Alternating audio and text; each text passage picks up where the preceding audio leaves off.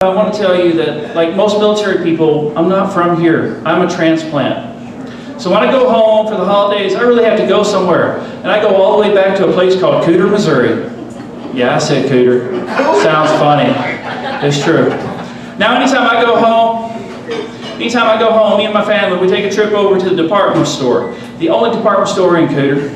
When I say me and my family, I mean me and my family. We're talking my nieces, my nephews, my aunts, my uncles, my mom, my dad, my grandparents, my kids, and my wife. One great big redneck Mecca right over to the great department store of Cooter, Missouri.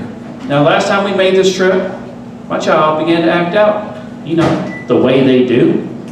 And I was going to try and crush it at the lowest level, bend down, and have a conversation. Before I get too far into that, military people, depending on when they serve, they had their own world problems to think about, their own war. Mine happened to be the war on terrorism. With that came some common misconceptions. People believe that Middle Easterners raise their kids to be terrorists. That's not true. All kids are terrorists. Just in America, we like to train it out of them.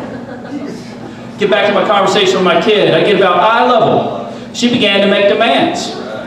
Well, I don't negotiate with terrorists, so I scoop her up and take her out to the car. That's the known consequence. She's squirming a bit. She doesn't like this, so like any good dad would, I threw her up over my shoulder and I quickened my pace. Well, then she began to really fight. Arms this way, legs that way, kicking and flailing, and I'm okay with this. But then my child, she did the unthinkable. She cried for help. She is all, help me, help me, help me, help, help me, help me.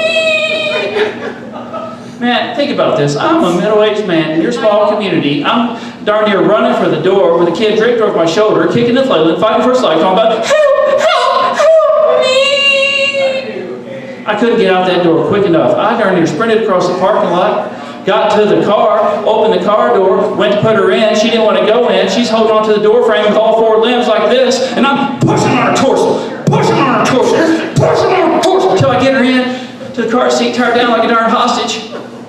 Stand up, look around, hundreds of spectators. Some might call them witnesses. But you know, not a single one of them challenged me. You know why? Because they know all kids are terrorists, not to be negotiated with.